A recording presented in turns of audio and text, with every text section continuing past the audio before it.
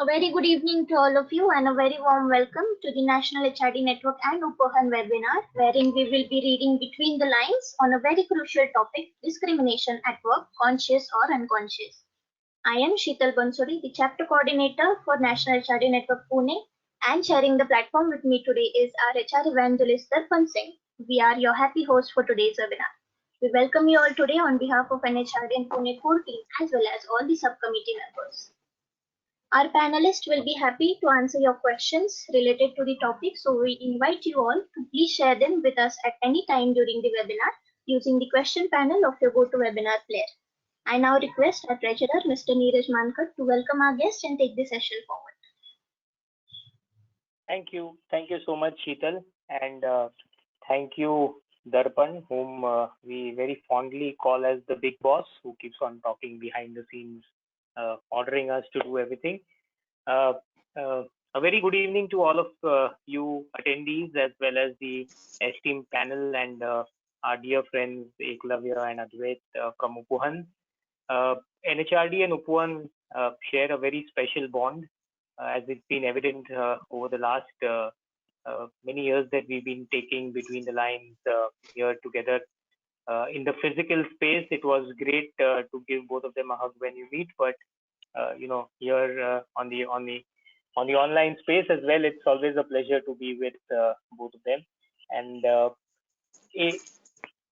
in the lockdown, we've been at NHRDN very kind of working around the clock to get a lot of content on, and Advait and Eklavya to Upahan have been continuing this series here, so very thankful to them.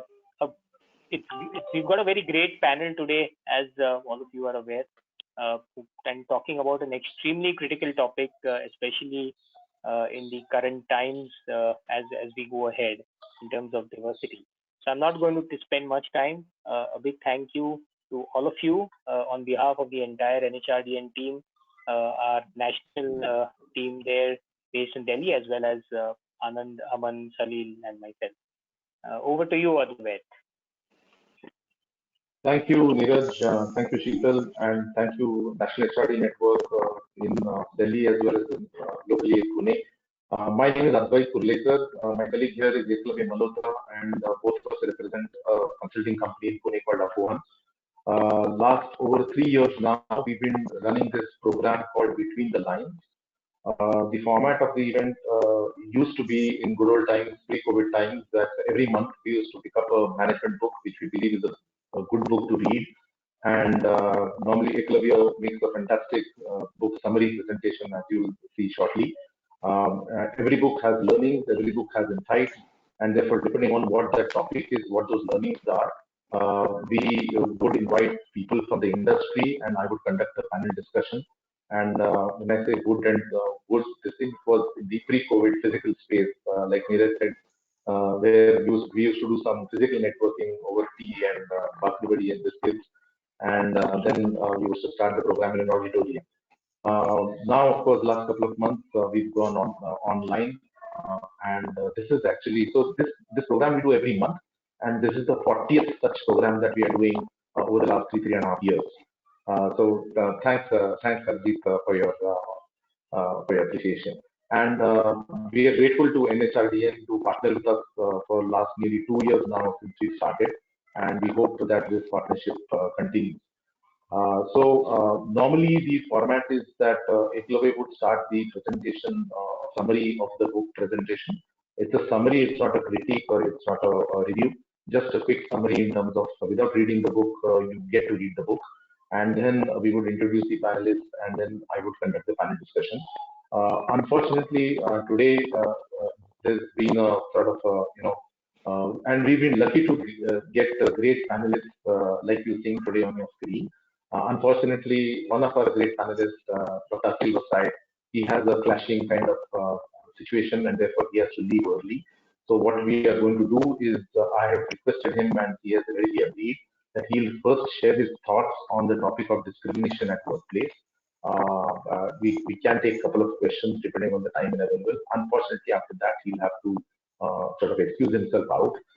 Then I'll ask Eklavya to come in and take us through the book presentation, and then we'll get on with the panel discussions with the other three panelists. So this is just a thing that we have to do, work around we have to do for this time around. So without much ado, let me start by formally introducing Dr. Aquil Busrai. Frankly, I'm in no position, it's not my place to, even do an introduction of Dr. Aquil Busrai. He needs no introduction in the HR space, but it's a great privilege and honor to have you here, sir. He, of course, is the most decorated and revered HR guru that we have amongst ourselves. Currently, of course, heads the economist consulting company that he leads. He has huge experience in blue chip corporates, including Unilever, Motorola, Shell, and IBM, both in India as well as abroad. He's sharing his knowledge and his experience at business schools in the Bay Area, and he's of course one of our past presidents of NHRDN. He's on several boards and institutions, and he sort of contributes there in his capacity. And it's a great honor to have you here, Dr. Akil. So thank you for sparing your time. I know you have a clashing kind of interest, but thanks for accommodating our work around. We also have Padmaja Alaganandan. Padmaja and I go back a long way back to what was called AFF, now part of Deloitte, and then PwC. She has more than close to 30 years of solid consulting experience. Most of that in PwC. Before that, she was in Mercer and then Deloitte or AFF at that point in time. She's been a career management consultant and I think recently taken over as the Chief People Officer of PwC India. She's a phenomenal speaker, thought leader, and she works on a variety of HR related and skill development kind of committees in CII at the national level. In spite of her busy schedule, she has also found time to contribute on social causes, and she does work for social ventures in Bangalore, where she's based, which basically is an organization committed to make a difference at the local level. Thanks, Padmaja, for taking time out, and welcome to this panel. Up next is Harjeet Khanduja. Again, for people who are very active on LinkedIn and active on the conference circuit, they don't need any introduction to Harjeet. He and me, or rather, I have been fortunate to be a co-speaker at many of the events that he has spoken. And fortunately, almost all the times I have spoken before him. So I will be lucky there. Otherwise, I would get in the audience. But Harjeet currently is Vice President HR in Reliance Jio. He has again huge experience across industries, automotive, manufacturing, energy, IT and services, and in organizations including the Tata Group, the Pyramid Group, and so on and so forth. He's, like I said, a prolific speaker. He's a much awarded leader as far as HR is concerned, and he routinely gets included in the top 20, top 30, top 40 kind of list of HR people. Thanks, Harjeet, for taking your time and welcome to the panel. And last but not the least, we have Amita Karadkhedkar. Like me and Eklavya, she's also based in Pune, and she works with a large major multinational bank. She heads the site as far as but more than her daytime job in the bank, I think she's more known for her huge work in the diversity and inclusion space. She works with, consults with more than 20 NECs in this area in the D&I space. And like I had mentioned in my post about her, D&I and discrimination, actually are two sides of the coin.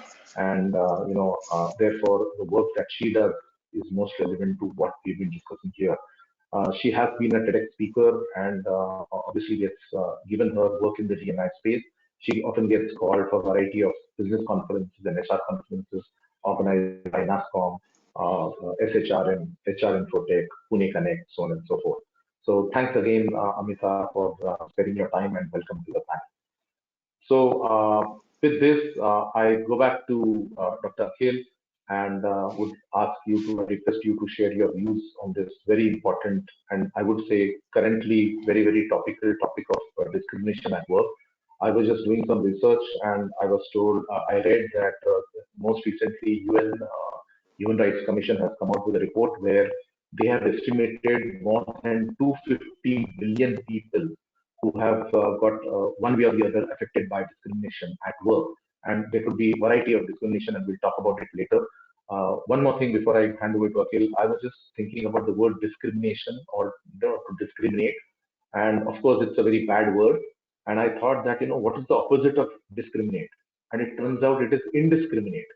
So I don't know which one is the badder word, if there is a word like that, which one is the worst word. And that's how bad or not good practice discrimination is. And with this, over to you again. Thank you, Advait, and thank you, Pune chapter, for inviting me over.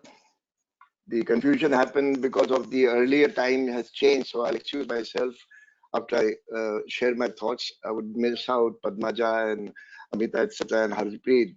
Harjeet is, I understand, Harjeet, you are a writer and a poet also, so there's quite a portfolio you bring to the table. So coming back to the topic, I would not like to use the word discrimination because that implies that you deliberately do something. So I'd rather use a safer word, bias. I'm not playing with words alone. And I want to connect the entire subject with the real life situations. I'll share a few examples to make it a situation where all of us practicing managers can relate with and go back to our work situation whether there is any connection. Most often we measure diversity, and I'm talking about gender diversity right now, by the number of people, number of women in the workforce. And that's actually misleading because if you look at the entire workforce as a triangle and divide it into 4 parts, you'll find in any organization, large chunk of the women workforce is on the first block of the triangle, large chunk. I'm not saying junior, senior, if you notice, but they are at the lower end of the triangle. Few would be on the next layer above that, and very few would be at the top triangle. That's because at the end of the day, there's so much of bias that gets into deploying women workforce in higher decision-making process that we lose out a large chunk of good talent and good people from taking advantage from them for the organization. So first of all, measuring numbers of diversity by percentage is actually a false sense of satisfaction and doing something right. I'd rather look at people on decision-making level, how many women do we have and how many can we facilitate to go up. I'm not saying concessions. You have to make special concessions only in one area. The biological need of a woman to have a family is a biological need and it must be respected. So a sabbatical is not end of the road for a woman. And that must be built into a re-entry. Some organizations are struggling with re-entry. Some of them have elaborate plans, but in reality, it doesn't get implemented because by the time the woman goes out for her maternity and even a sabbatical for rearing a child, when she re-enters the organization, she feels she has missed the bus already. So first of all, the way we measure itself is now not having bias makes a lot of business sense. In fact, it is a business imperative. And let me share some example. When we were setting up a pager factory in Motorola in '94, somewhere in the global scenario that time, Motorola had a policy of no unions anywhere in the world because the company believed in respect for individuals. And one of the tests was that if you respect individuals, they will never have to make a group together. They missed out that the unions can be formed by outsiders in India, but anyway, the rule applied to India. And they were not anti-union. Anyway, to comply with that, we strategized how do we set up a factory that works for the company as well as works for the population around. We went to Madras. There's an old Madras highway. Those of you from Bangalore would recognize what I'm talking about. And we studied some of the garment factories. 90% to 92% workforce was women. And they were not small. Some of them were about 2,000, some of them were slightly smaller, slightly bigger, but no unions. And we studied about 4 of those units to understand what drives that behavior. And we were very pleasantly surprised that the productivity was the highest in those factories. And because people came, they came for earning, they went back without any other agenda. It suited. So when we set up a factory in Electronic City, our basic requirement for running the factory was 80% of the workforce must be women, including supervisory. So it makes difference. Now, sometimes there is an intent, but it doesn't get executed. And I'll quote one example without taking names. Consulting for an MD of a medium-sized engineering manufacturing company with plants in near further than Gurgaon, 4 factories. We realized that in the factory there were no women. So I asked the MD, young man, mid 40s, early 40s, that why don't we have? He said, once you get women, then rules, regulation, too much of jhamela, the way he calls it, including washroom. So I said, this cannot be a stoppage from having women workforce, because let us try. So anyway, brainwashing him for some time, a vacancy came up for quality head. And I told him, I said, now we can't say we can't get a woman. Let's try for a position of that quality manager as gender-driven decision. We did find a very good lady, experienced, met all the criteria, and we were also hiring an assistant production manager. So I remember sitting down with him, interviewing the people, and then asking the CHR to make the offer. And I was overseas after that. So when I came back, I said, how are those 2 doing? 15 days later, he says, the production guy has settled down well. And for the other position, I thought when you come back, we'll discuss. Because remember the other candidate, he was also pretty good. I mean, this is bias. That you have a candidate, you have a second candidate who's not as good as the woman, and then you come and say, this time let us do one thing. I think that guy is equally good. Equally good is not good enough. You have to make sure that women are deliberately put in positions of decision making, as well as we make a conscious decision for that. Now, when you look at the whole aspect, you got to provide facilities. The organization has to walk a little extra mile. And sometimes for business reason. When pagers were there, I don't know how many of you are familiar in the 94 time, we had a pager for a short while before SMS came. And there was this whole center where you dial in your message would get typed out by those ladies we had a call center in Bangalore behind one school. I forget the name of the school, but I would always notice at lunchtime that all these mothers would gather at the gate and have a powwow. In the morning, they would all come to drop the children, and then they pick them up around 12:30 or 1 o'clock. Something struck me that they go home after dropping the child at 7:30 or 8 and come back by 12:30, 1 o'clock. Can we have a shift for that period? Because it's a very strenuous job. So we created a shift from 8:30 to 12:30, and then we went to those mothers, would you like to work here? Just upstairs, next building. And we were surprised that so many volunteered to work, they were earning money, they were sitting in an air-conditioned office, they don't have to go home, and they were picking up the children at the end of the work. Attrition zero attrition. And in the afternoon, there's another set of women coming in. So I think we have to be creative in HR to make sure that this bias is actually suppressed. Decision making can be done if you make sure that you are likely to fall into the trap of bias. Now, but doing all this, we must measure. The idea is that we should not just wish for bias to be going away and diversity to be increased. So one of the things that when I came back from Malaysia and joined IBM, we realized that IBM was doing phenomenally well in diversity. I mean, this is one of the leading organizations. But in certain businesses, the gender was about 16.7, and I took 2 of the verticals. 16.7 was a shame number for a company like IBM. So sat with the HR team, the recruitment team, and that day we decided we will move to 27% in 24 months. Don't ask me why 27. Maybe because that's my daughter's birth date. So it sounded easy for me to remember 27. But sometimes having crazy targets works.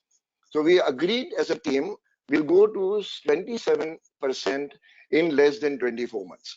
And every Thursday, we used to have a review of recruitment, 1 hour discussion globally.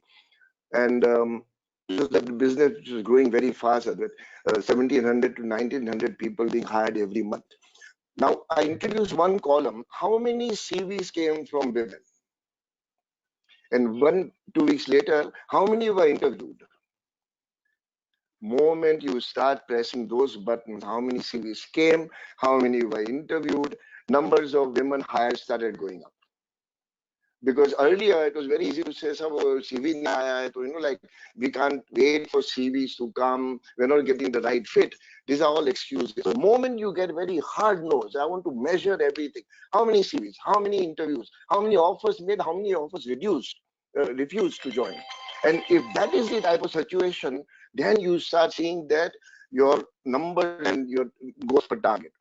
Now, look at the other way around. Women want to be treated equally. It's not that bias is because women want special treatment. It's a wrong notion to feel that women want special treatment. They want to sort of have a special concession.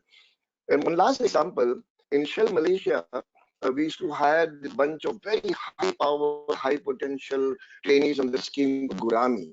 This is all from India, from also some from Harvard. And one year, one Korean lady came to me and said, I want to raise an issue. And raising an issue in Shell is a very big thing. It's either concerning ethics or violation of a company policy or values. So I was a little concerned. I said, oh my God, now what are we heading for? So when we had a meeting, she said, every trainee shows they have to rig for 15 days. And rig is about 35 minutes by chopper in the high seas, anywhere, in North Sea or in Borneo, wherever it is. And we are not doing that. My schedule does not show rig. Now, till that time, we never used to send women to rig, thinking it's a men's world. It's very tough there. It's risky also. And then we sat down with our production people and the rig people, and we decided what is the risk there? Risk is not about sexual harassment. I think it's a clean company and can take care of that. The physical risk of crossing, there's something called a widow's bridge in a rig, where from the drilling to the area where it is processed, that bridge is dangerous and a lot of lives are lost. It's called widow's bridge. So that is the only risk, physical risk. We try to do away with those and take precautions, and we send that Korean lady to the rig. Amazing transformation in the rig. If she could work for something like 15 to 18 hours, then people don't complain after that. So, having non-biased situation, non-discrimination is good for business. At the end of the day, I would like to put forward that, we can actually shape the direction of the company to go in the right direction, paying special attention to diversity. We can talk about different diversity, but here we're talking about gender. And when right now with working from home, we have seen one thing, that the level field has come in. Work done by men and women is almost same working from home. So, that breaks one of the myth that, women need special treatment, they have to look after the family, they can't attend time, they have to go early, they can't travel. Men also cannot. Right now, men are in the same situation. What 5 months ago, women were accused of having a need for special concession. Let's break this bias mentally. Demand hard work, hard output from women. They're willing to give, and it's good for business, it's good for diversity. So overall, I feel that bias is in the mind. It is not in the business. There's no constraint on running the business without bias. It is only question that some of us have this hidden, and I like the title, unconscious. We do it because I mean the gentleman, the MD, who said that we don't have a washroom in a factory, so how can we hire women? These are unconscious bias speaking, rationalizing our inaction to be fair and be equal opportunity. So I'm sorry I missed all the learning from the subsequent panel discussion, but I know that I'll just share this few thoughts with you, that it is good for business. Great. And if it's good for business, it's good for HR, it's good for gender diversity, and it's good for us to thrive and measure that the drive that we do is measured and implemented. With that, I will, Sure. unless there are a few questions, I would be more than happy to answer a bit. And thank you for inviting me, sir. Yeah. Thank you so much. I maybe because we are short of time, I'll just have one question. That a lot of discussion happens when when you are want diversity or don't want discrimination. Then like you said, you want to move from 16% to 27%. So you are consciously doing a recruitment in favor of a particular category of employees. Is that fair? If I understood your lot of echo, but if I understood your question that we want to implement diversity, but we cannot, is it? No, when we want to implement diversity or therefore reduce bias or reduce discrimination, like the example you gave, you had 16% and you moved it to 27% over the next 2 years. Yeah. So is that fair for people difficult. who are not in that category? Okay, I'm sorry, I couldn't hear properly, but if I can guess your question, that if there is a, okay, I don't know, guess the question. You have to repeat slowly, maybe. Okay. When you are moving specifically from a 16% to say 27%, yeah, in your example, because of a particular program that you have, for the cause of removing bias, removing discrimination, improving the diversity, is that fair for categories who are not included in your program? I won't say it's unfair. We are trying to increase the gender balance. 27 is not a very, very big number. If I had said 47 or 57, that people would have said that, oh, we are going over the board. But I don't think it's unfair on any section. When you decide that you are correcting an imbalance of it, the 16 is an imbalance. It's a wrong thing to do. You must take action to make it to 27, and then in next 2 years we actually went up to 34%. So you don't rest. When you take on agenda for a workplace without bias, you have to find out where bias is happening and actually come down heavily on people who exhibit bias in one way or the other. If there's unconscious, counsel them, guide them, coach them. If it is deliberate, and there are cases, and all my panel members will agree, there are people who just bypass this and have a deliberate bias, and then come down heavily on them that this is not the intent of the organization. Yeah. Okay, understood. Thank you so much, Akhil, for sparing your time and sharing your thoughts. And sorry, sure I'll we'll miss my learning, but thank you for inviting me, and I know I missed my learning from this session, but thank you so much for just. Thanks for your time and thanks for your inputs, and we'll pick this up again when we start the discussion with the other people. Thank you. Thank you very much, sir. Yeah. Thank you. Thank you. And now over to you, Aquil. Thank you so much. Advait, is my screen visible? Yeah. Okay. Fine. Now, after those opening remarks and quite a lot of food for thought from Dr. Aquil, we'll move on to the book summary. Okay. So Trevor Noah is regarded as one of South Africa's biggest exports, the boy from the ghetto who made it big in the promised land and ended up hosting The Daily Show, one of the most popular and incisive satirical news programs on Comedy Central. And one of the reasons he could become a world famous entertainer is probably because comedy was his only defense mechanism to process a lifetime of pain and poverty. Born a Crime is an enthralling and vivid depiction of Trevor's early childhood in South Africa under the apartheid government, and also the first few years of democratic rule by the nation's black majority. Forced removal of the indigenous population coupled with slavery, followed by segregation. That is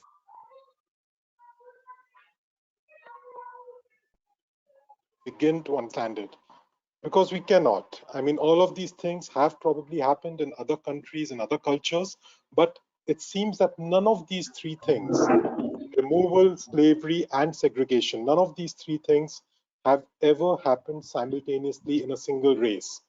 And that is what apartheid was all about.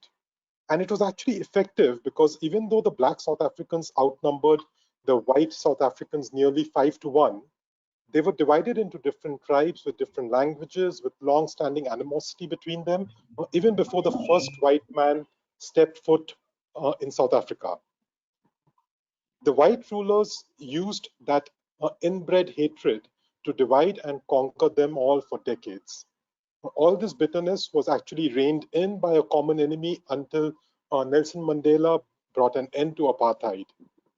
But as Mandela walked out of prison a free man, black South Africa went to war with itself. Democracy's victory over apartheid is called the Bloodless Revolution.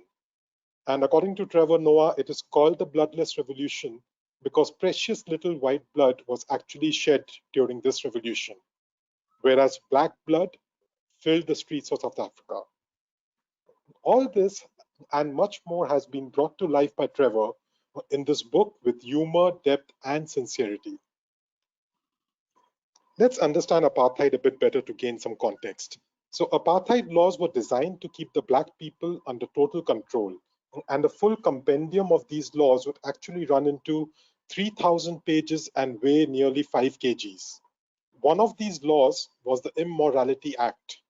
It was illegal for blacks to have sex with Europeans, and that's exactly what Patricia Noah did. A rebellious black woman with an indomitable spirit and an unwavering faith in Jesus, she did not conform to the rules of the police state and yearned for a free life. She ran away from her family home in the segregated township of Soweto and started living in downtown Johannesburg, where it was actually illegal for blacks to reside. She survived by hiding and sleeping in public restrooms and learned from prostitutes how to remain on the move constantly without being noticed by the police. She took up a job as a typist, which was unheard of in society back then because black women were only supposed to work in factories or as maids.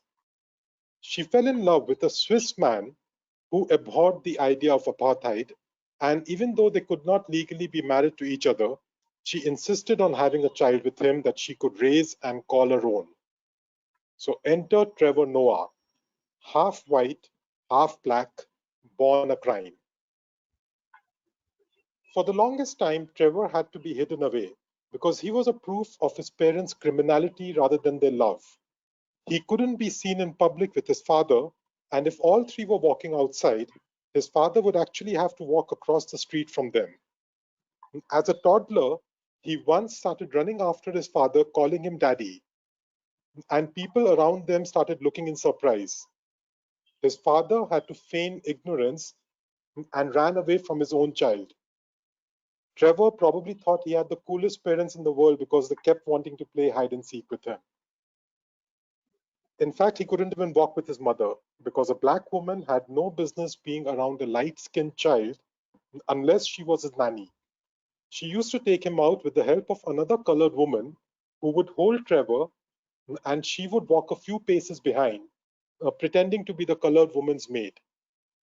It wasn't much easier when he used to go with his mother to her family home in Soweto, where nearly 1 million black people were forced to live together in a few square kilometers. He had to be kept hidden there as well because a colored boy was an anomaly in a predominantly black neighborhood. Funnily enough, being light-skinned worked to his advantage because his grandmother would never beat him up, unlike the other grandkids who would regularly get a hiding. She was worried because the one time that she actually did lay her hands on him, his light skin turned all shades of blue and red, and his grandmother was mortally scared of raising her hand against what looked like a white boy. Trevor gives us a glimpse into how unsafe and violent his childhood was.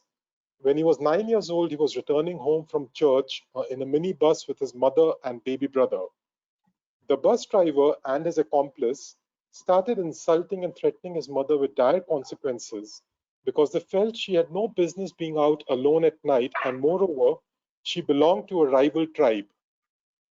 They were taking her to a desolate spot to rape and murder her when Patricia threw Trevor out of the moving bus and leaped out with her baby tucked between her arms.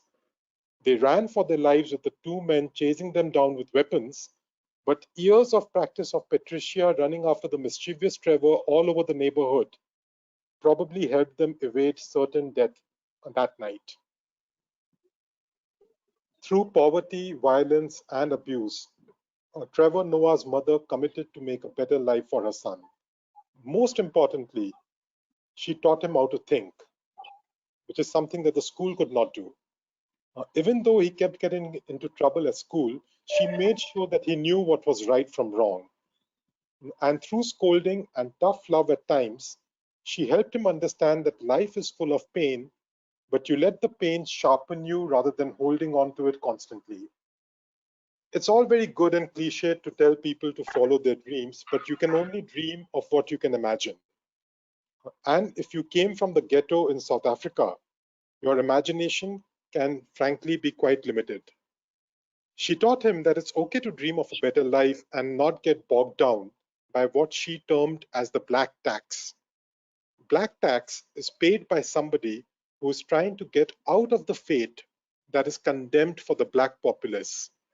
The generations who come before you have been robbed of dignity, skills, and education to move forward in life. So you lose everything just trying to bring everyone behind you back up from zero. School was equally tough for Trevor because he had to constantly choose sides, whether he wanted to hang out with the black kids or the white kids. The problem was that his thought process was white, but he identified himself as black. He taught in English, but was equally fluent in most of the African languages. And unlike the white kids, he was quite poor, so that is probably what gravitated him more towards the black children. However, they were also reluctant to accept him as one of their own because he was colored, which put him somewhat in the muddling middle. Trevor learned early on that racism exists, and even if it's not happening to you, it does not mean that it's not taking place. And at some point, you have to choose black or white. You have to pick a side. You can say, oh, I don't take sides, but at some point, life will force you to pick a side. Now, Trevor didn't help his cause much by constantly getting into a series of misadventures. He had numerous run-ins at the school and outside, much to his mother's exasperation, from burning down a white family's house because he was playing with matches and a magnifying glass, to narrowly escaping juvenile prison on account of shoplifting. He was shoplifting liquor chocolates from a store in the local mall one night with a classmate when the security guard caught sight of them. A long chase ensued, and in the process, his friend got apprehended. Trevor thought he had escaped scot-free until he was summoned to the principal's office the next day. Since he was the culprit's best friend, the police wanted to interrogate him. He feared that they had discovered it was him, but luckily his friend did not snitch on him. They in fact wanted to show him the footage from the mall CCTV camera to check if he could identify the other person. He was shocked when he saw the footage and realized that the police couldn't identify him because the camera lens did not know how to process the image of a colored boy, since its technology was limited only to reproducing black or white images. So instead of a colored boy, the camera showed a pale-faced Caucasian boy, and probably for the only time in his life, years of institutionalized racism and ignorance came to his rescue. But you know what they say, life comes back full circle. A few years later, he was actually racially profiled for driving a car which looked beyond his means, and he was sent to prison for that misdemeanor. In the meantime, Patricia fell in love with the black man Abel, who she couldn't see for what he really was, an abusive misogynist. She was blinded by his charm and good looks and failed to recognize the devil within. Soon after their marriage, Abel forbade Trevor from visiting his father, and as a result, Trevor did not see his birth father again until he was 24 years old. Patricia became a mother again, while Trevor was regularly beaten up by Abel. Patricia tried to shield him from his stepfather while being at the receiving end of regular assault and drunken beatings. She tried several times to seek the help of police, but like racism, patriarchy was also embedded deep within the society. Every single time she was told by the cops to be an obedient wife and not give her husband a reason to get angry with her. Naturally, as soon as Trevor completed his high school, he was sent to live on his own by his mother out of concern for his safety. He begged her to move in with him, but she knew that her husband would kill her if she took that step. With no money and no possibility of higher education, Trevor turned to what he knew best, hustling in the hood. For the next couple of years, until he chanced upon stand-up comedy and made a name for himself across the country, he survived by making pirated music CDs and selling them in the rough townships. He quickly made a name for himself as the go-to person for latest music at throwaway prices and soon became a DJ of local repute as well. He started performing at street parties and began a side business of extending short-term loans to other people. While it was meager money and probably just about enough to see him through one day at a time, it was still big money for someone with no prospects and destined to a life of abject poverty, solely by virtue of the skin color that he was born with. And that's probably the problem with racism, which we don't understand, and Trevor breaks it down for us. People love to say, give a man to fish, give a man a fish and he'll eat for a day. However, if you teach a man how to fish, he will eat for a lifetime. What they don't say is that it would also be nice if you gave the person a fishing rod, because he probably cannot even afford that in the first place. That is the critical piece of the jigsaw puzzle which is sorely missing, and the reason why it is not possible for everyone to rise above the fate. The book comes to a climactic ending when a few years later Trevor receives a phone call from his half-brother to inform him that Abel had shot Patricia in the head. In a fit of rage and fury, Abel first shot Patricia in the leg and then shot her in the face from point-blank range.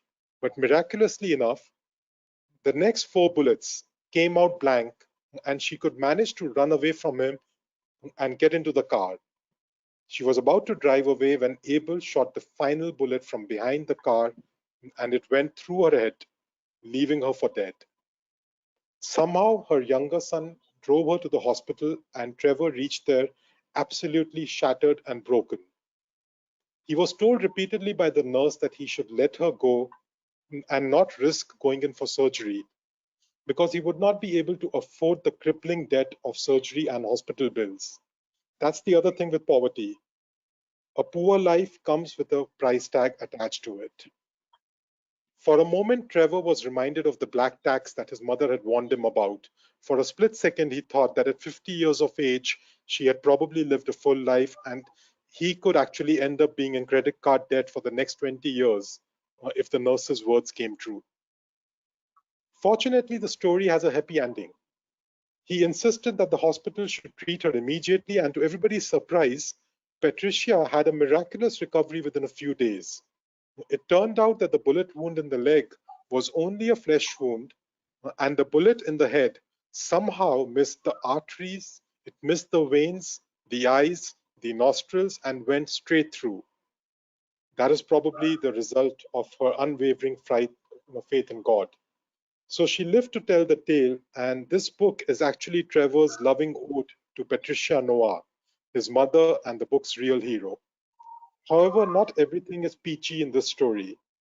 At the end, Abel was let go with only a rap on his knuckles, and to this day, he continues to live only a few blocks away from Patricia in Johannesburg. Apartheid was finally defeated in South Africa only to be replaced by other societal evils. And India is no beacon of shining light either.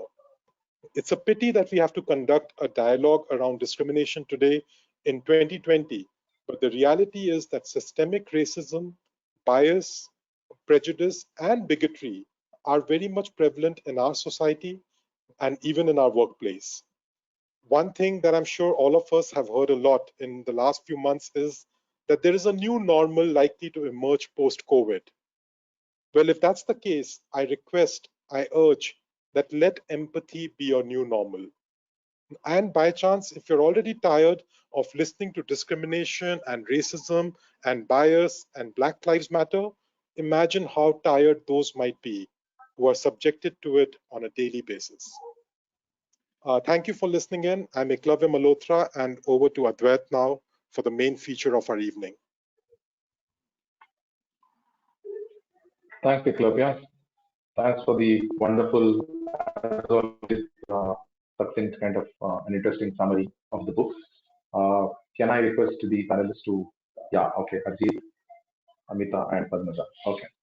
So let me start with you, Padmaja. I think we'll start where perhaps Akhil left. And, there were more questions that have come in when he was talking, so I'll maybe start with that. And he focused a lot in terms of the gender bias and the gender discrimination part of it. And like I mentioned in my opening remarks, ideally we would have done this session physically, but here we are in an online mode because most of us are work from home. Now, Padmaja, what are your views? This work from home is itself going to be discriminatory for from a gender bias perspective? To be direct, is it going to be not so good for women who are working in offices but now are working from home? What's your view on that?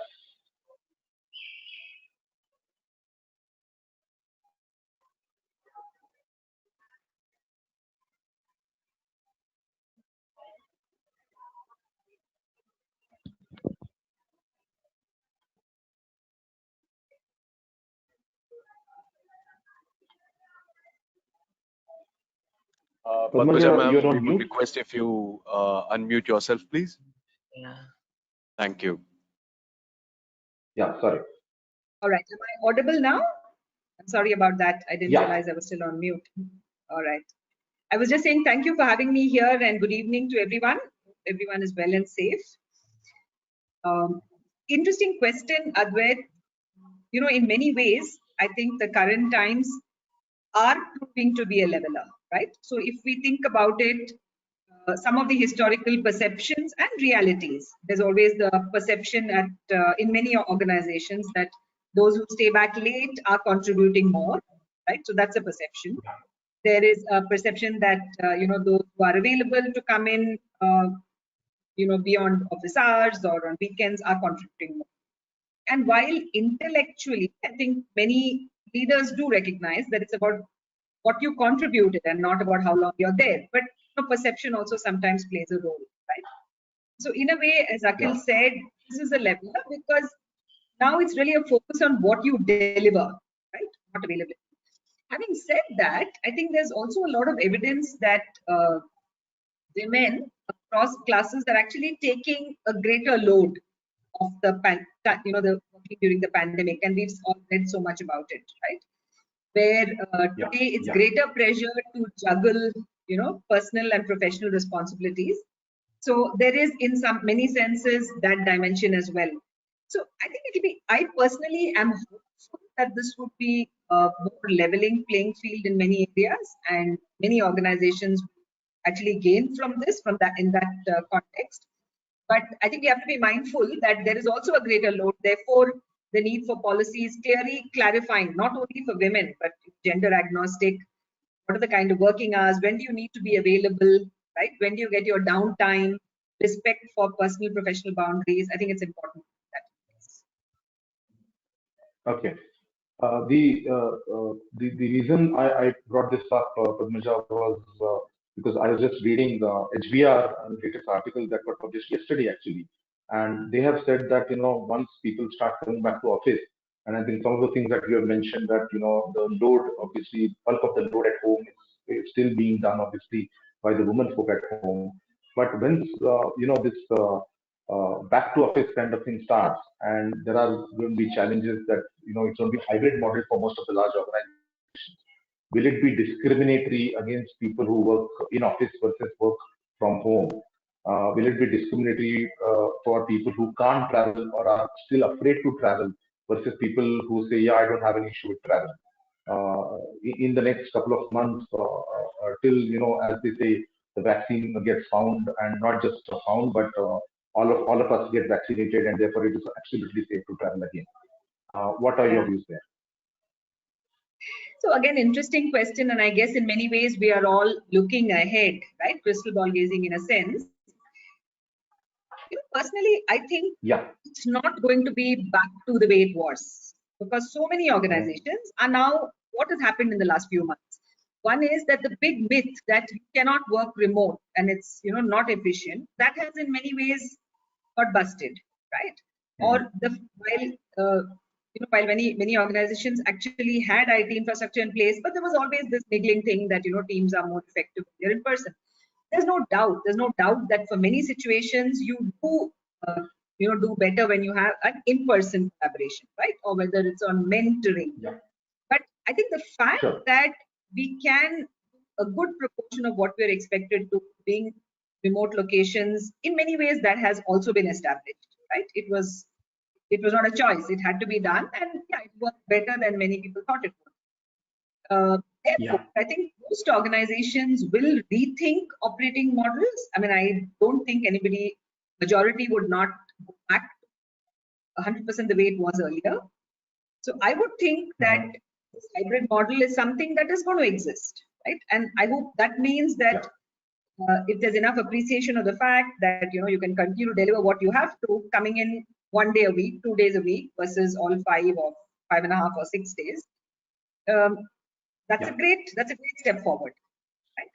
So I think that would be an advantage. But then by nature, I'm also a bit of I tend to see the glass half full and be optimistic. So I'm hopeful that the hybrid model, I don't think it will be 100% remote working. I don't think it should be, because so much of culture and DNA and values get shaped with a combination of both, right?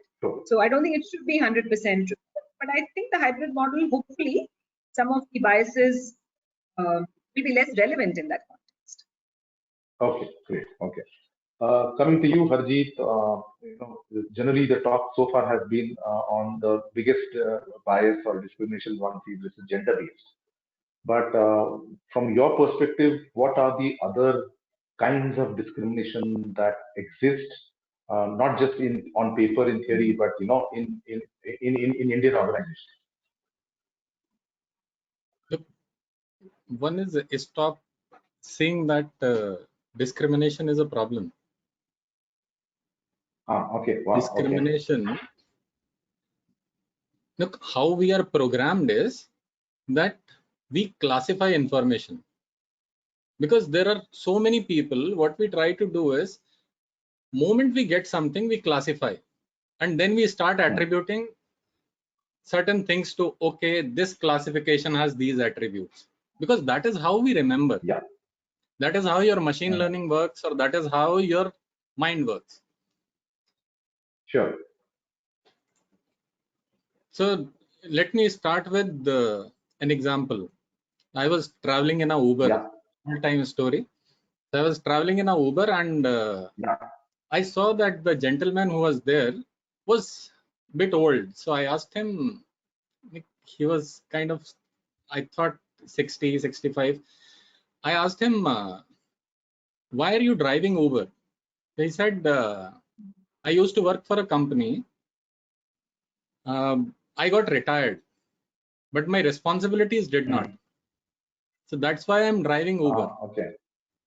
Now, tell me, the guy has a skill, but since we are working with the age limit of 58 years for retirement, suddenly you are not of any use in the workforce.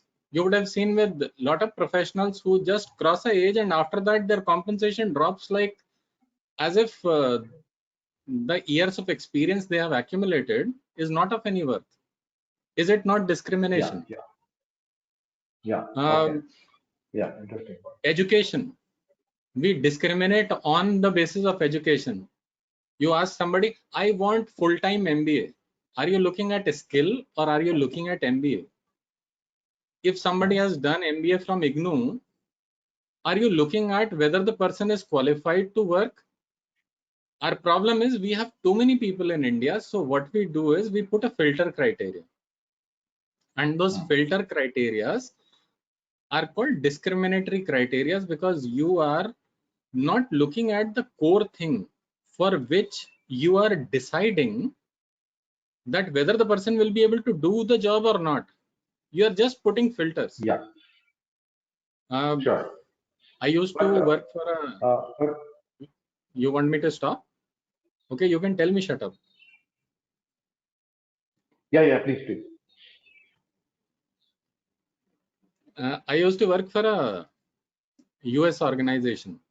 So there we had, like, we acquired a US company, and it was a bunch of Indian people. Yeah, basically, it was a mixed company. Large portion of the company was led by Indians. Okay. When we were having the merger meeting, after the merger happened, a lady came to me. She was one of the senior persons in the company, and she said, you know, in our community, people don't like that you're working for an Indian company. That time I realized, okay, nationality or from where you are coming, that is also a problem. Yeah. So if you see discrimination criteria, there are n number of discrimination criteria. It can be age, gender, region, education, nationality, race, religion. Yeah. And all of them exist even in India. I mean, it's not just the gender or kind of thing. Like you said, like you gave those examples. Look, for India, I will give you another example. So I had a very good friend. Yeah. We developed a relationship. He was in sales. So one day he was sitting with me and he asked me, तुम लोग HR में करते क्या हो? What do you do in HR? And fundamental question. Yeah. His fundamental question was, he did not know what these people are getting paid for. He used to think, we sell and you are overheads, we feed you, and we don't know why we are feeding you. For him, that was a discrimination till the time he understood what I did. Okay. Yeah. Very different perspective on discrimination there. Lovely. Okay. Thanks, and I'll come back to you on that, Harjeet. Amita, coming to you now. Again, going back to what Akil said, and he mentioned two things. One was on this second innings part of it, and the other was in terms of whether marriage was just a woman's need, and there are a lot of questions or concerns expressed on that comment.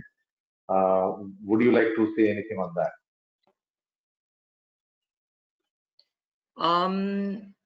Very good evening to you all. Thank you for having me. We are into something which is we really didn't expect. I'm audible, right? Yeah, of course. Yeah. So I'm sure all of you are safe, taking care of yourselves. Now, the book. Yeah. So thank you so much for selecting the book, Born a Crime, because we have seen what happened with George Floyd in the US and how it triggered, the protest across the world, Black Lives Matter. So much needed conversation. So thank you for selecting that book. Very appropriate. Now, couple of points which Harjeet made. I defer when he says discrimination is not a crime. Discrimination is of course a crime. And as we understand the language of sin, so in the societal language, in the societal context, discrimination is a sin, and in the corporate language, discrimination is a crime. Because what is discrimination? Discrimination is letting the other individual know that you don't belong here, right? So when nobody has the right to tell the other individual that you don't belong here. And that's why in the societal context, discrimination is a sin, and in the corporate context, discrimination is a crime. Now, I think maybe because of the line issues, I couldn't really get your question. So if you can repeat for me, that would really help. Yeah. So, you mentioned discrimination, you define it as, make other person feel that you don't belong. So for women who post their maternity, take a sabbatical, take a break and want to come back, a lot of corporates make them feel that, they don't belong, they're not required. Their positions are not guaranteed, their seniority is not guaranteed. What are your views on that? Is that happening? See, now, of course, as Padmaja also mentioned, we also need to look at the positivity also. So first, maybe I'll touch base upon the positivity, and then I'll come back to the, the negative aspect of it. So the positive aspect is, of course, a lot of organizations are running initiatives like coming back to work or work vapsi. These are some amazing initiatives which are being run, which really encourage such women who have taken sabbatical due to these family responsibilities. Also, these organizations are not really considering this as a break in their career progression. So neither it's impacting their, let's say, performance ratings, the annual performance ratings, nor it's being considered in terms of career progression, or when they're considered for any higher hierarchical positions. So that's really a very good move. Plus, the organizations are supporting the maternity leaves. Now we have 6 months maternity leave. Plus, organizations are also supporting, pregnancy in terms of monetary benefits. So maybe the MNCs are presently doing it, who are very proactive in this aspect. Small scale organizations, due to their limitations, maybe in terms of capital, are not able to do it, but definitely they need to do it. Yeah. Now, when it comes to the negative side of it, so somewhere the negative side of it lies in the bias, So as we talk about the hiring conversations, or more often than not, the hiring conversations are also, let's not hire a woman because she'll go on a maternity leave, So, that is where there is this doubt, rather than focusing on the potential of that candidate fit for job, the gender is being considered because she will take a sabbatical due to her maternity. Yeah. And that's where then this there was a lot of discussion about this when the government came out with the 6-month rule. Yeah, that's right. That's right. And that's where, this majoritarian rule come into picture.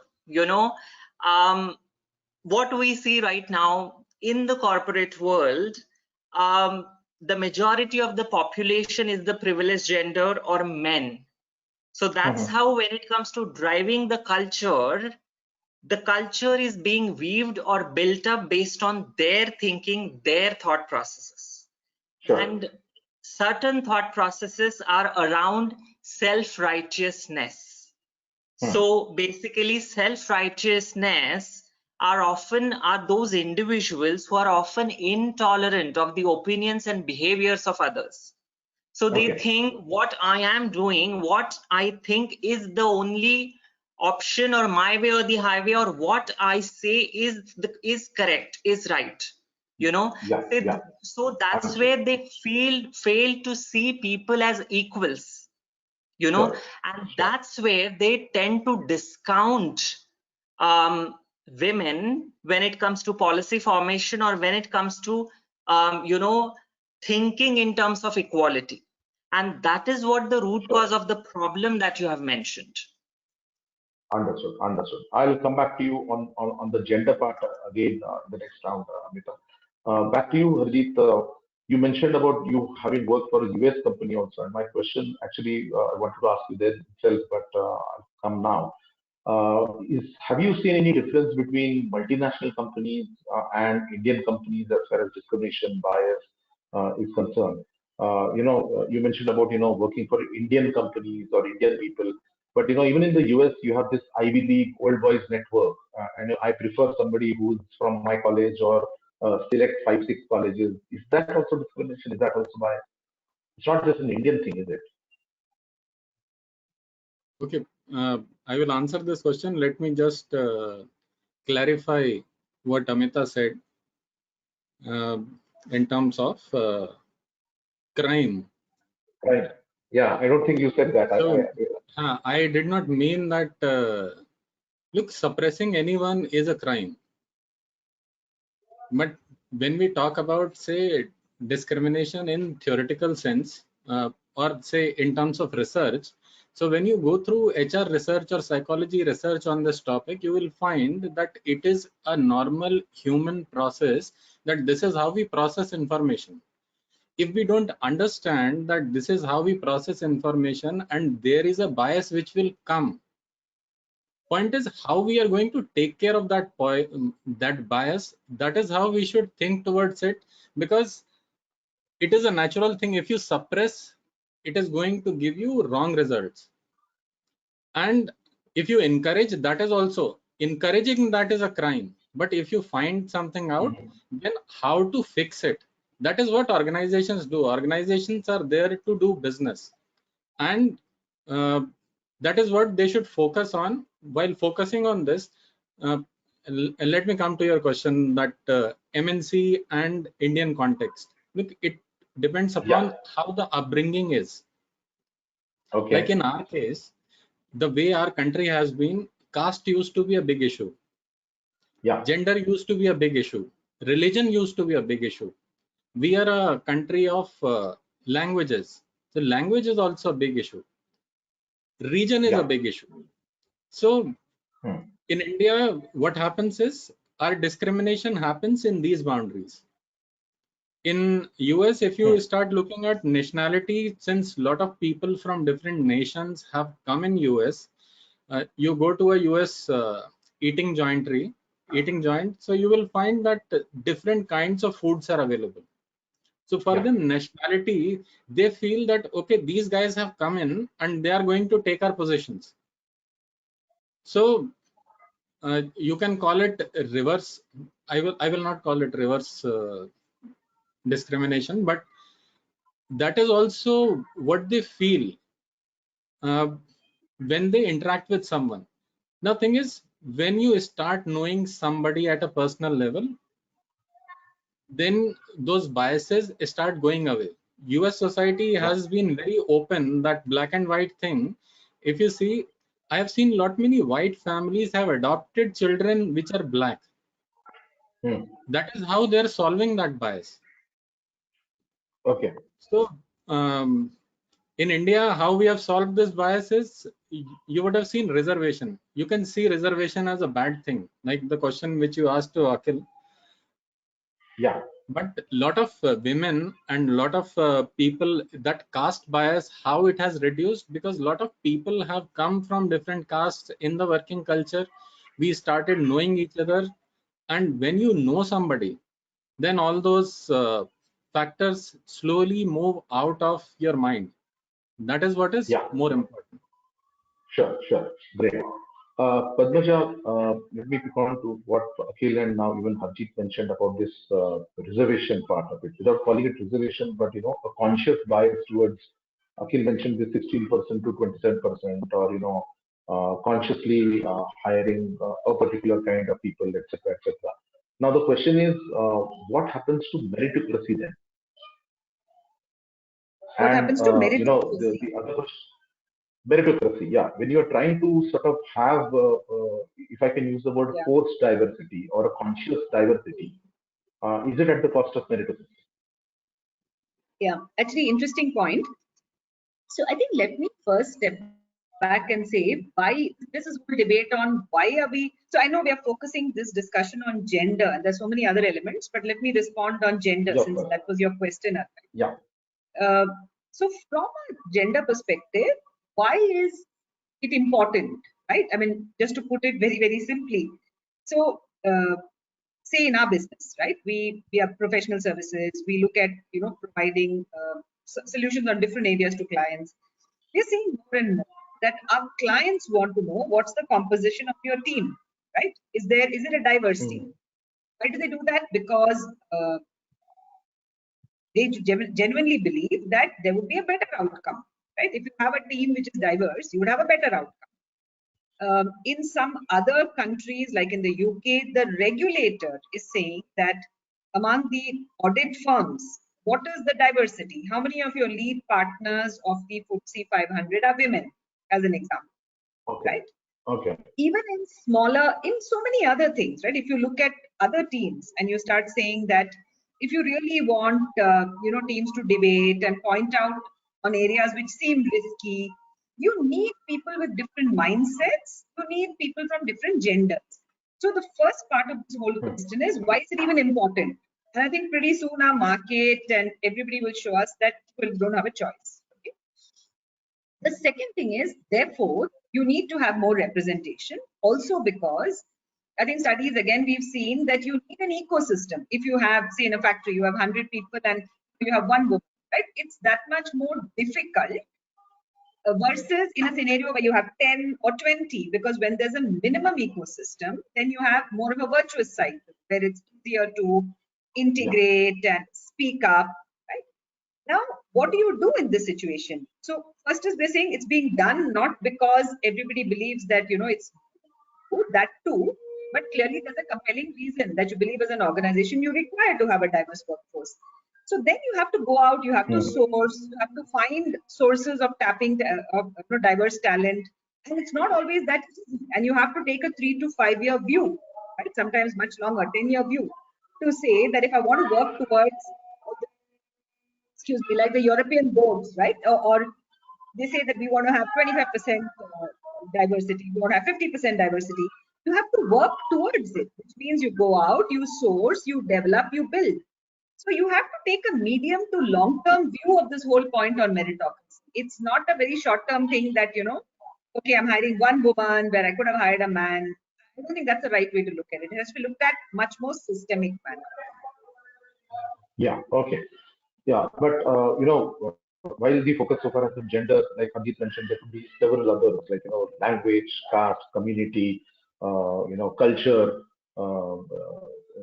region. So when you're trying to sort of have a diverse, and I was surprised when you said some of the clients asked that is your team diverse. So in the name of non-discrimination or diversity, is it okay for people to say that, okay, I want people in my office from all regions, or northeast, southwest, or different religions, or people who speak different languages, or of course gender, and including LGBTQ?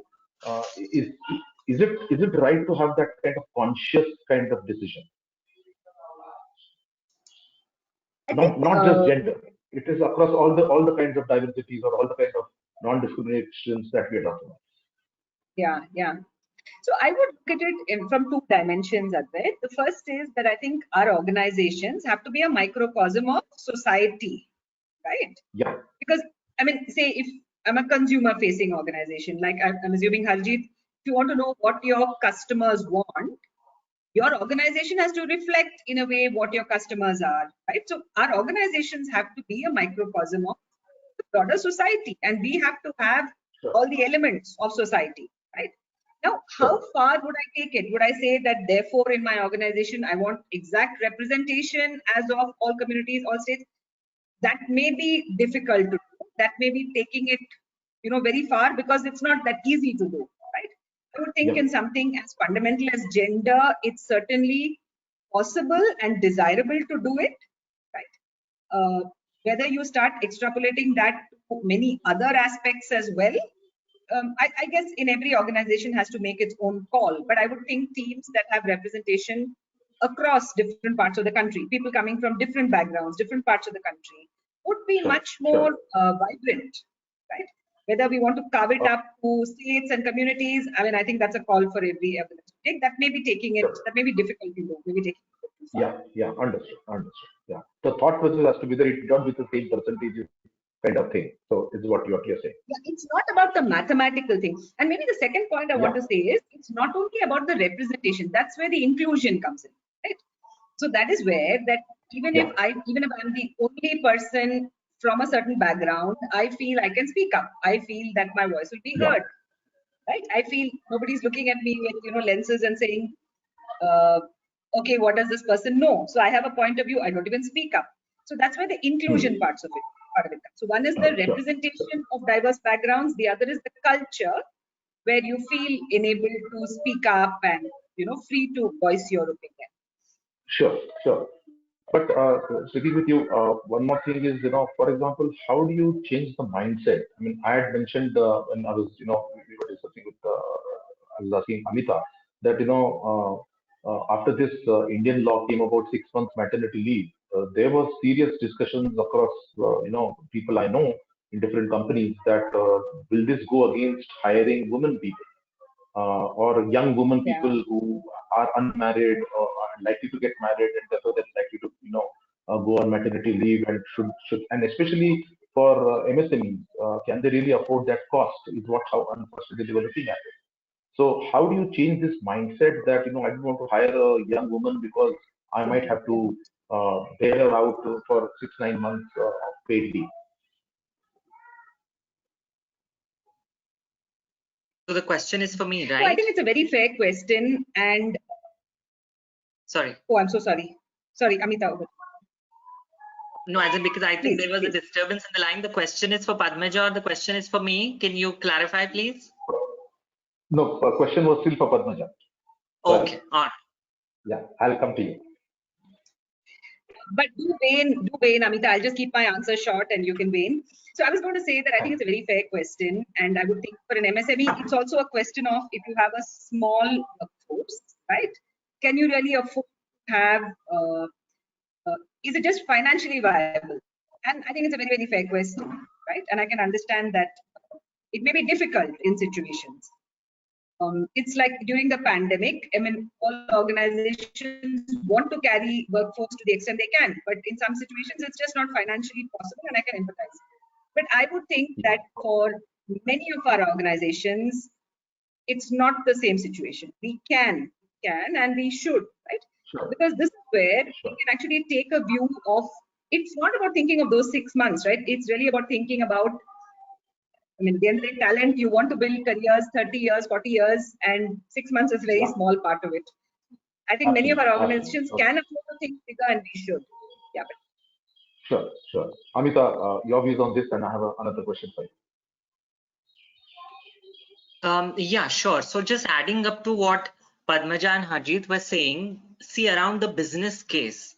So what does our history tell us? If you look at couple of product failures, like for example, when the airbags, so car safety airbags were launched as a product, it was a failure because in the product life cycle, only men were involved. They only tested it against men bodies, and that's where when the product was launched, it failed to protect women bodies. When the voice recognition system was launched, it failed to recognize female or other voices because the testing happened only for male voices. Similarly, when the face recognition system was launched, it failed to detect, or it branded black people as gorillas because in testing, no diversity was included as part of testing. Even for YouTube, we all know how popular YouTube is. When YouTube launched their video upload feature, there were a lot of glitches initially. They couldn't understand why the glitches are happening. Later on, they realized they only made the feature in a way that video shot with your right hand can be uploaded. So they completely discounted people who are left-handed. So understand, when you are launching the solution, your solution should cater to all the segments of the society. And when you discount diversity in your product life cycle, that's how you are discounting those consumers. Yeah. Now fantastic point you're making there. Yeah. Just to add to what you're saying, everybody's wearing masks these days, and there are these designer masks and silver masks and diamond masks and gold masks. And just today, I saw an article in the newspaper here locally that there are masks that are transparent, so that people who can't hear you are challenged differently. They can read your lips and they can understand what you're saying. So somebody made transparent masks. So obviously that's again different kind of consideration, like you're saying. It's a very interesting point. What about coming back to the work that you've been doing on diversity and inclusion and especially LGBTQ? What has been your experience as far as discrimination in that category of kind of thing, rather than moving away from just gender? Yeah, so because now the topic is very big in terms of societal discrimination, maybe I'll briefly touch base upon and I'll talk about the possible measures in terms of the corporate world. Yeah, so before the experiences. Okay, now we all know what happened with section 377. That's gone, done and dusted. Post section 377 era, it's about legal rights and protection at the workplace. And I'm really happy that Padmaja was constantly touch basing upon the point beyond gender, because your question were very specific to one gender. Yeah, we need to reinforce the thought process of going beyond gender when we talk about inclusion and diversity. And that's where, if you look at the legal rights and protection at the workplace, it's very binary presently.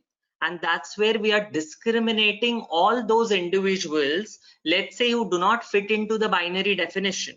Yeah.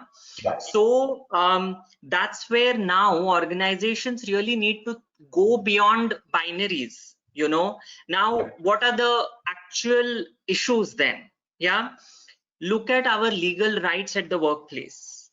A cisgender man gets married, gets benefits, has a child, gets benefit from the organization, gets insurance coverage from the organization, but a gay man cannot get same benefits if he decides to marry another man. In fact, I doubt if that gay man will be, you know, able to create visibility and show the picture of proudly of his husband at the workplace, right?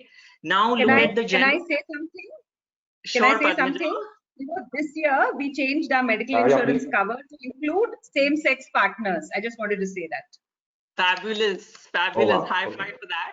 And not just you, a lot of other organizations are doing it, and that's really trailblazing ideas which these organizations are embracing. And that is what the need of the hour is. I mean, see, of course, the conventional biases, the conventional discrimination measures, we all know, but now we also need to pay attention to these other aspects of discrimination which is rampantly happening and which is equally grave. Now I was talking about the gender transition at workplace, right?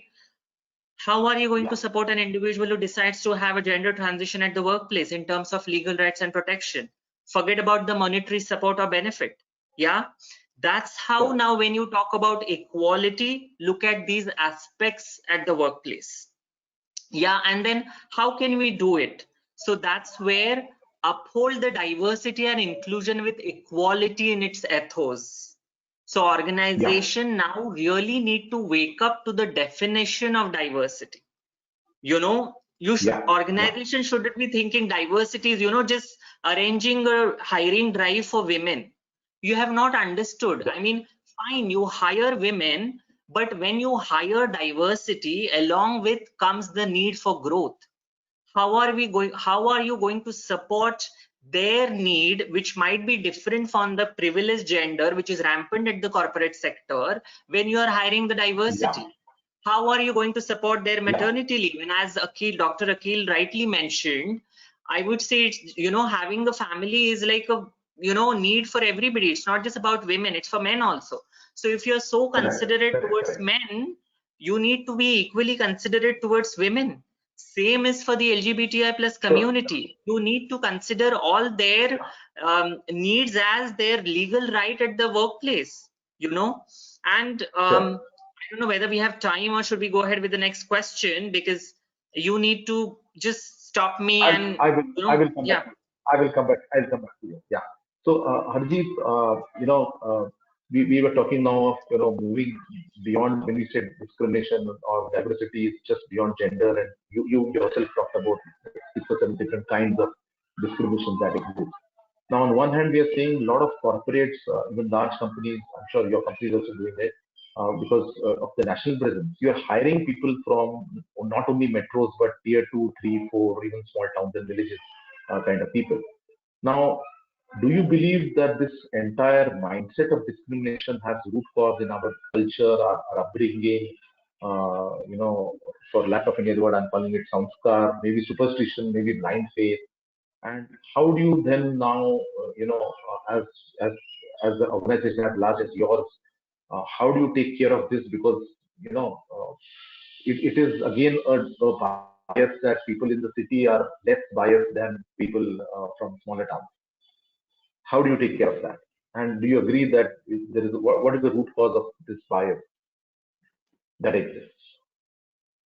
The root cause, like you rightly said, it comes from the culture around you and how you are living. Like in our environment, there was a cream called Fair and Lovely. In every day, if you hear Fair and Lovely, then you start thinking that fair is good. And when you think that fair is good, you start thinking that whosoever is not fair, that person is not that privileged. Moment, like everyone was talking about equality, moment you start thinking that we are not equal, the person who is fair is better, then you start discriminating because you want to become fair. Yeah. In fact, Fair and Lovely changed their name because of that. Second is you need to start glowing now. Yeah, you need to start glowing now, which is a good move. So another thing you would have seen in our upbringing is padhoge likhoge to banoge nawab. So that means since beginning it has been told to you, if you are a sports person, then you are bad. तो आप खराब हो जाओगे. So point which we are, since beginning we say use your right hand for doing things, don't use your left hand for doing things. So it all comes from society. I will not get into chotia, means small towns, big towns. So cultures are different in small towns and big towns. When you see large word, your mind opens up a bit. How to take care of these issues in the corporate environment, that is something which I would like to say take some time. One is what we call as extended context hypothesis. This is one way of solving problems. Let me simplify this. So if you define that what is going to be the language of business, you would have seen whenever a meeting is happening, suddenly 4 people start talking in the regional language. So how do you solve that? You define that, okay, this is the language of business. You define a law enforcing equality where you say these are the values. You set up superordinate goals that, okay, we have to achieve this, so that people come from their those group of theirs and start working towards what that superordinate goal is. You would have seen in that Lagan movie, Kachra Khelega. Moment he said Kachra Khelega, everyone wanted to pursue that caste thing, but they were looking at a bigger goal. Same way, if you want to do recategorization, then what you should do is you should start making cross-functional teams. That helps in different people coming together and understanding each other. You put certain recruitment policies, norms and tests so that people are not using their judgment or bias. Amazon started something. Amazon had an AI engine. AI engine started learning and it started creating bias for people. That it will not hire women because that is how people were getting hired, and AI picked that up. So they discarded that AI, but this is how mind works. So you bring in diversity. Another thing which you do is, suppose if there is a regional thing which is going on, you try to create clubs which are apart from work. So people come based on their interest, start participating in that particular club. They come to know each other better. So those boundaries of that my state is better or your state is better, those kind of things, or my department is better, your department is not, that goes away. Another thing which you would have seen, which creates bias, we create hierarchy of grades in the organizations. And you would have seen there is an effort from organization side to create a flat structure. That is another method of cutting out the discrimination which we do based on that a person who is at a lower grade, can that person give ideas? That is why you run different kind of suggestion schemes and things like that, so that anyone can give idea. You want to cut out on these caste systems which in our corporate lives we have created to manage ourselves better. So I believe these are some things which we can work on in public life. There is like you would have seen Choki Dhani. Go to Chokidhani, you understand, okay, this is what the culture of Rajasthan is. You start appreciating it. So corporates can also start doing similar kind of things inside, where different kind of people, different groups come and display what they are all about. Absolutely. Sure, sure. Thanks. Great. Those are, I mean, fantastic examples of what companies should do or can do, sort of to lessen this issue in terms of discrimination in their organizations. Padmaja, coming back to you, Akhil briefly mentioned in terms of measurement and whether these measures are wrong because of the way the hierarchies are there, and Harjeet just mentioned that also. So, is there any good way to measure, whether you're doing good on removing these biases or measurement of a good D&I kind of situation? I mean, definitely you can measure. Measurement in itself may not be enough because the numbers may not tell everything, but it definitely makes sense to measure. So I think basic measurements like at the most basic level, probably things like representation, right? Representation at different levels of the pipeline. Measurement around, let's say, career progression. So we, for example, do a lot of governance around, say, progression. If there's any sort of performance rating, any sort of distribution, does it stack up for genders? I mean, not to enforce anything, but at least to get a sense that what's happening. Pay equity reviews, right? Just to see that for the same role, just as an organization across the board, pay equity, how does it stack up? There's certainly a lot of things that can be measured. Also, feedback, I think, helps just to get a sense from everybody in the organization that how inclusive a place do you think we are? Does everybody feel they can speak up? When you get employee feedback, get a look at what different segments are saying, genders, generational, what are people saying? So I think measurement certainly helps. It always gives a sense of direction and keeps us honest. Sure. So in your experience working with clients for so many years, especially in recent years, have you seen large number of companies doing this measurement as part of their internal MIS, at least from an HR dashboard perspective? I think the number has actually increased a lot, Advait. In fact, some years ago, I remember working with NASSCOM, on this whole, which are the companies that are really good around different dimensions of diversity and inclusion. It is very interesting that you have different approaches. You have some who put these KPIs and targets, right? They say that we must have so many, and they have good outcomes on different fronts.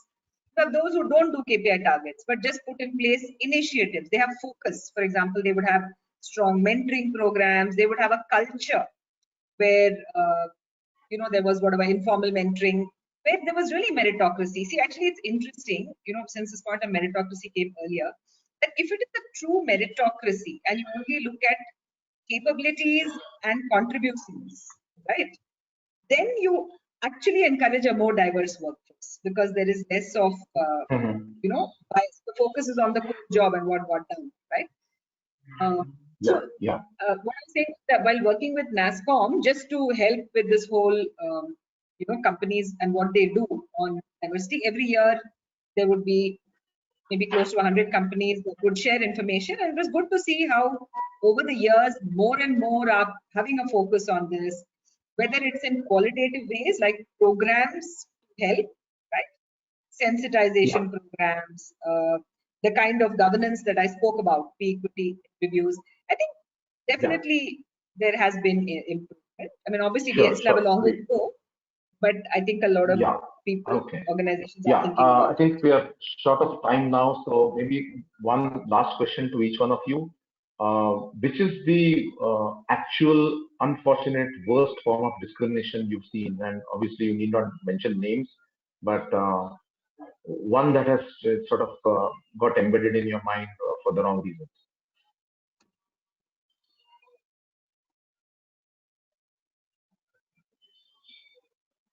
Harjeet, you want to go first? Amita? Yeah, Amita, I can go first. Yeah, all right, I can go first. So, Of course, in terms of my journey also, or otherwise as well, when I went through the journey of metamorphosis, of course, I went through the discrimination in my personal space or otherwise also, at various stages of life. And if I need to speak about LGBTI plus community, because unfortunately there was very limited slots in the session. So a lot of members from the LGBTI plus community have been shunned by their own families, or at the workplaces. When I was talking about legal rights and protection, they are not inclusive for these individuals, and that's how constantly they are being discriminated at every step of the way. In the family context, some of these individuals are subjected to inhumane conversion therapies, inhumane medical treatments, and eventually some of them end up ending their lives. I know trans women who are literally been subjected to begging and physical work because all the time they have been discriminated by either their families or otherwise. So yeah. That's what it is. Sure. Thanks. Harjeet?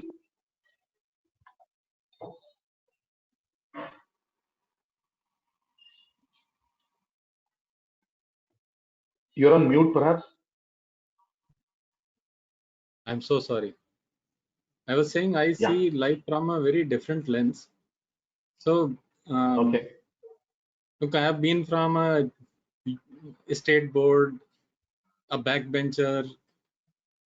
So nobody had a lot of expectations from me that this guy will do anything in life, and people talk, and your parents get a lot of feedback.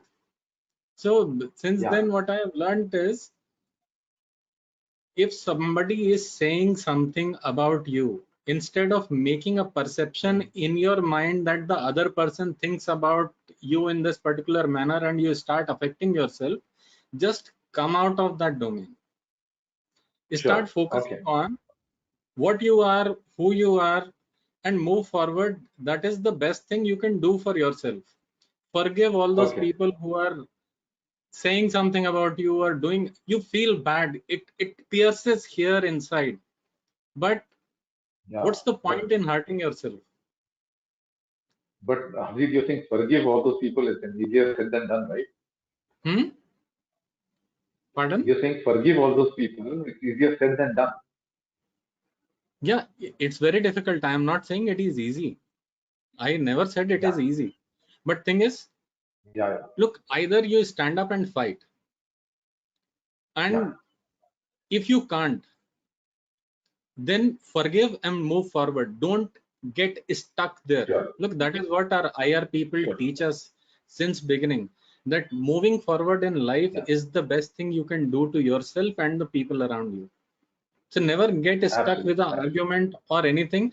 If you can fight for it. If you can't fight for it, then forgive and move forward. Sure. Lovely. Thanks. Padmaja, last words. Sorry to interrupt, because I just have to say this. I'm so sorry. So Harjeet, there are certain instances where we have to speak out. Otherwise, things will never change. Status quo will continue. Marginalized communities will get discriminated. So to make individuals realize, because unconscious bias happens unconsciously. So if an individual is practicing unconscious bias, because of self-righteousness, that individual will never realize unless somebody speaks out and makes that individual realize that this is what unconscious bias is. It's not about standing up, it's about speaking out. I completely agree with you. What I'm saying is, if somebody is doing something, give feedback. So when you give feedback, so he can speak out, of course. Look, with one feedback, the person doesn't improve. What you need to do is make that continuous feedback keep happening, but you should not get stuck there. That is the point I was making. I have no disagreement with the point you are making. What I'm saying is, it is important to move forward. Even when you are speaking up, you are standing for yourself, you should always stand up for what is not right. Otherwise, no point in becoming a HR professional or even a human being if you're not standing for the right thing. Stand for the right thing, but don't get stuck. Yeah, absolutely. Padmaja. I think the worst incident that I have seen was related to a friend of my daughter's who is gay. He used to get bullied mercilessly in school. And in many ways, I think that is when I realized that I have a lot of bias and I need to open up my mind. And it just made my blood boil to see how he did and had this time. Yeah, interesting. I'm hoping this was years ago and not recently. Sorry? Because hopefully things have changed since then. I don't know. I still think that sometimes there are pockets where it's there, and I think each of us has to really examine our own, thoughts, value system. Sometimes we think we are progressive, but deep down we have a lot of biases. Yeah, That's the worst I've seen. I think we believe we are progressive as long as things are happening, far away. When soon it comes to something closer to you, that facade of progressiveness sometimes falls off. That happens. Yeah, Sorry. Yeah, Harjeet. Look, one different kind of bias happens in the organizations which actually impacts organizations a lot. That is called performance bias. You start identifying these are the two people who are performing and the entire workload goes to them. The rest of the team cuts off. Then what happens is you are not performing optimally. So that performance bias is also bad. You have to make sure that all members in the team are performing at a similar level. Plus minus delta is okay. So boss gives work to the same person, he or she, because he or she knows that the other person is going to deliver as expected on time, equality, and therefore that performance bias happens. Yeah, I think so. Great. I think we are well past our time. So thank you so much, all of you, for your valuable time and sharing of your experiences and insights. I would now like to call Neeraj to make the closing remarks on behalf of NHRDN. Neeraj, you there? Yeah. Hi, Advait. Thank you so much, all of you. I think brilliant session. Like I was, tweeting and talking about it there on the social media during this time, that it's been a session that makes one reflect on what one has been doing in the past, and I'm sure many of our audiences would have really felt that, and a very, very loud shout of thanks to all four of you and Dr. Aquil, who had to leave a little earlier. Brilliantly done, and on behalf of the entire committee at NHRDN, I would like to thank Advait and the entire Upohan team for having managed such a brilliant session. Also, although we've short up of time, a couple of things at NHRDN, we also have some responsibilities in terms of what we want to do for the society, and one of them is we are partnering with a few NGOs, and I think we'll just take a couple of more minutes of yours to walk you through something that we are quite passionate about and want to make sure that in some way all of you can contribute to that. Can I request Sheetal take it up from here? Yes, thank you, sir. Thank you. Yes, can you hear me, sir? Yeah. Okay, I guess either she's not able to hear or we'll play the kitten. So thank you so much, all of you. It's been a brilliant session. Hi, Neeraj sir. Sorry to interrupt you.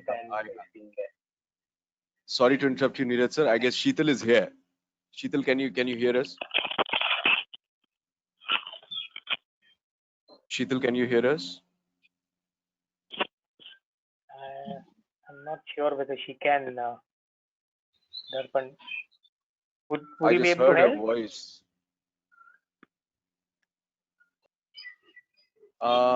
Okay. I think we should move forward. Maybe we close out now. Yeah. Thank you so much. Thanks, Padmaja. Thanks, Amita. Thanks, Harjeet. Neeraj, Darpan. Eklavya, thank you so much.